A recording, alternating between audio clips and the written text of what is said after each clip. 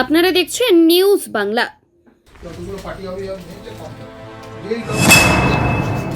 আমার বাড়িতে পৌঁছে দিই জমা দিই।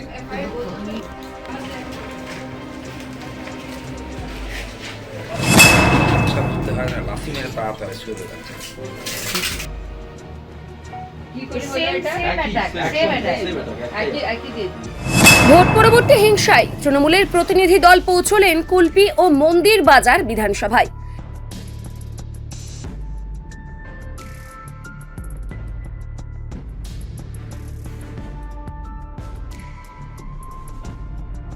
আমার দুই কর্মাধ্যক্ষ, একজন জনস্বাস্থ্য আর আরেকজন খাদ্যের কর্মাধ্যক্ষ বাড়ি তছনছ করেছে। এই পাঁচজনের 6টা হাড় ভেঙেছে। বালিগঞ্জে আছে, ওর নাম রাজকুমার ময়রা। আর মৃত্যুঞ্জয় পাইক, ওর এই চোখটা আমি ভাবছি নষ্ট হয়ে গেল, এই চোখটা ঠেলে বেরিয়েছে। আর ডাক্তার বলছে এটা অপারেশন করে ঠিক করে দেবো।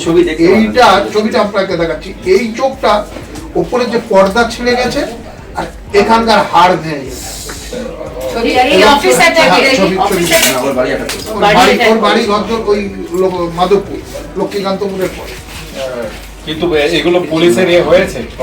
ভোট পরবর্তী সময়ে রাজ্যের বিভিন্ন জেলায় তৃণমূল কংগ্রেসের কর্মী ও সমর্থকদের উপর হামলা, পার্টি অফিস ভাঙচুর ও ঘরছাড়া হওয়ার একাধিক অভিযোগ সামনে এসেছে।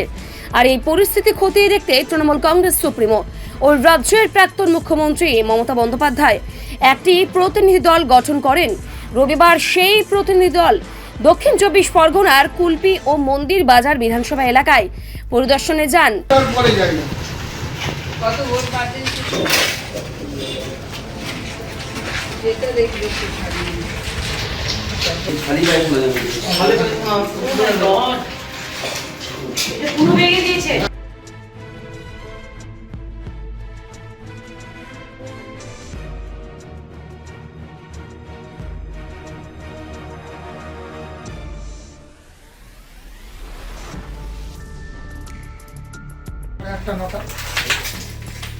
ওনার যখন কাউন্টিং শেষ হয়ে গেল, যখন কাউন্টিং ফিজিক্যালি শেষ হয়ে গেছে, বাট তখন তারপরে 3 ঘন্টা রেখেছি। উনি ভিতরে আছেন, আমি বাইরে থেকে যখন দেখছি তখন দেখছি যে এনকোড যেটা অ্যাপ আছে সেখানে এনকোড যে অ্যাপ, সেই অ্যাপে মাত্র 3 রাউন্ড কাউন্ট করা তো যে এনকোডটাকে তো ডিলে করে করছিল। সার্টিফিকেটটা দিন। এবার লাস্টে ওরা যেটা ব্যালট, পোস্টাল ব্যালট বা যেগুলো শুনতে বলেছে দাঁড়ান আগে পোস্টাল ব্যালট, আপনি নিয়ম আরো মানে বললাম আমার ম্যাডাম, বললাম আপনার নিয়ম কি বলেছে মিটিংয়ে, পোস্টাল ব্যালট লাস্ট রাউন্ডের আগে আপনাকে রেজাল্ট আপনি ওটা আগে দেবেন, তারপরে গণনা। আর আমি 100 ছেলে নিয়ে গেছি, এই জন্য একটু নিচু করো। আমরা যে পিটিশন ফাইল করেছিলাম হাইকোর্টে, সেই হাইকোর্টের পিটিশন ফাইল করার পর আমরা এই অর্ডার বের করে আনতে পেরেছি মানুষের স্বার্থে, পশ্চিমবাংলার মানুষের স্বার্থে, ইরেসপেক্টিভ অফ তারা কোন দল করেন। মাননীয়া মমতা বন্দ্যোপাধ্যায় তিনি মানুষের সঙ্গে রাজনীতি করেন। সেখানে পরিষ্কার নির্দেশ দেওয়া হয়েছে যে পুলিশ যে কোনো মানুষ যদি ঘর ছাড়া হয় বা আহত হয়, পুলিশ তাদেরকে প্রোটেকশন দিতে বাধ্য। যদি প্রোটেকশন না দেয় তাহলে আবার হাইকোর্টে আপনারা আসুন। তো আমরা ফ্যাক্ট ফাইন্ডিং কমিটি আমাদের দলের পক্ষ থেকে যেখানে করা হয়েছে, 3 জন সাংসদ আছেন, সুস্মিতা দেব আছেন, সাজদা আহমেদ আছেন এবং প্রসূন দা আছেন, 3 জন আছেন, সঙ্গে আমি এসেছি। এই 4 জনের ফ্যাক্ট ফাইন্ডিং কমিটি আজকে সাউথ 24 পরগনায় উঠছি। এরকম আমাদের আরও 2টো ফ্যাক্ট ফাইন্ডিং কমিটি, আজকে একটা হুগলি গেছে, একটা পূর্ব মেদিনীপুর গেছে। আমরা দেখতে চাই যে মানুষের যেটা ঘটেছে, আমরা তো বারবার বলছি, একদিকে শ্রমিকবাবু বলছেন যে না কোনো কিচ্ছু করা হবে না, আমরা কাউকে কিছু করতে দেব না, শুভেন্দুবাবু বলছেন যে না কোনো ভায়োলেশন হবে না, কালকেই বিধানসভায় বলেছেন। আমরা বলতে চাই যে ওনাদের এবার বোঝা উচিত যে ওনারা আর বিরোধী দলে নেই, ওনারা এখন শাসক দলে এসেছেন এবং শাসক দলে যখন থাকেন তখন তারা কিন্তু প্রত্যেকের শাসক। মানে শুভেন্দু অধিকারী যেমন বিজেপির মুখ্যমন্ত্রী, তেমনি আমারও মুখ্যমন্ত্রী। ওনার দায়িত্বের মধ্যে পড়ে আমাদের সকলকে প্রোটেকশন দেওয়া। যেটা হচ্ছে সেটা ঠিক হচ্ছে না এবং জাস্টিফিকেশন দেওয়া হচ্ছে। কালকে স্বপ্না বর্মনের বাড়ি পুড়িয়ে দেওয়া হলো, জাস্টিফিকেশন দেওয়া হচ্ছে অমুক সালে অমুক কালে কেউ করেছিল। তো আপনি 2000 বছরের জাস্টিফিকেশন দিয়ে এই সরকার চলবে না। আপনারা সরকার করেছেন এবং পুলিশকে বলবো স্পেসিফিক্যালি, হাইকোর্ট যে রায় দিয়েছে আপনারা সেই রায়কে সম্মান জানান। আর মানুষজনকে বলবো কেউ চিন্তা করবেন না, এখনো আমরা আছি, বাংলার মানুষের সঙ্গে এখনো আমরা আছি। প্রত্যেকটা মানুষ যারা আক্রান্ত হচ্ছেন, যারা হেনস্থার শিকার হচ্ছেন, তাদের পাশে। আজকে দেখুন আমাদের এতজন সাংসদ এখানে এসে পৌঁছেছেন। আগামী দিনে দরকার পড়লে আমাদের যতজন সাংসদ বিধায়ক আছেন তারা প্রত্যেকে আসবেন, শীর্ষ নেতৃত্ব যারা আছেন তারা প্রত্যেকে আসবেন। তারা আক্রান্তদের বাড়িতে গিয়ে কথা বলেন, ক্ষতিগ্রস্ত দলীয় কার্যালয়ে ঘুরে দেখেন এবং ভুক্তভোগীদের বক্তব্য নথিভুক্ত করেন।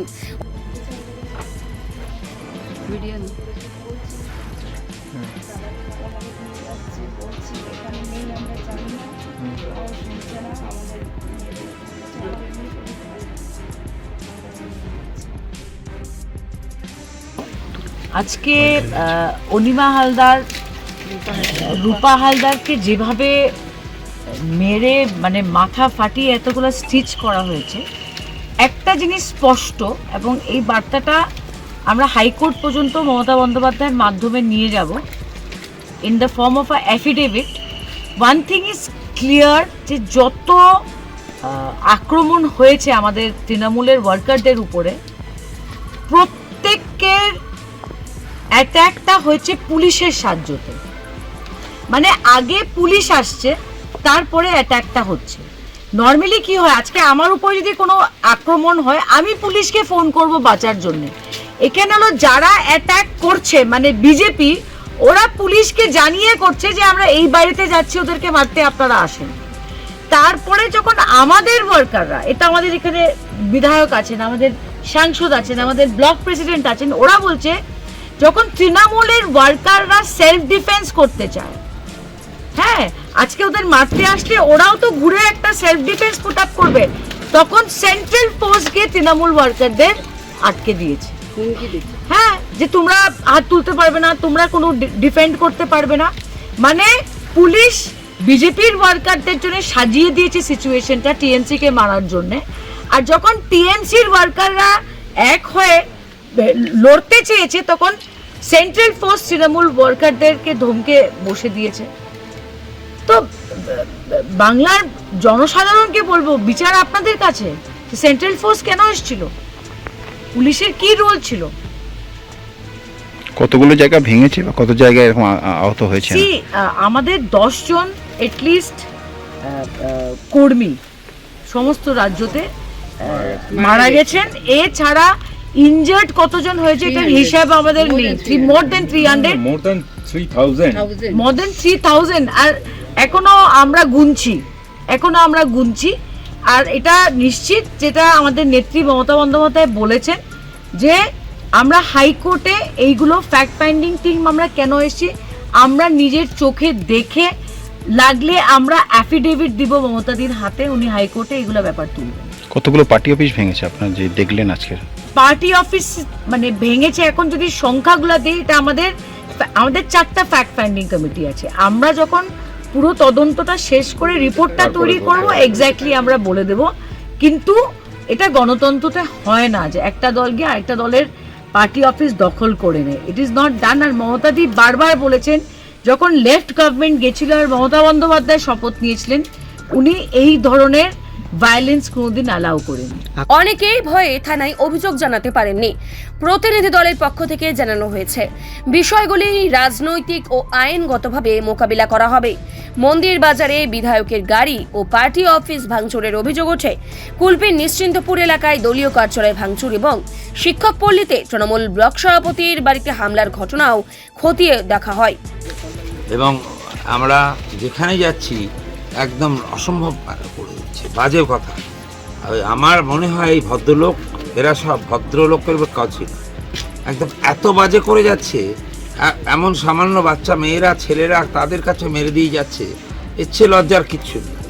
একদম আমাদের উচিত সবাই মিলে একসাথে আমরা ওদের দেখিয়ে দেওয়া যাবে যে ওরা কড়া মতব্বর যে কোনো ব্যাপারে। আমি বলতে পারছি, আমি দেখছি কন্টিনিউয়াস বদমাইশি করছে।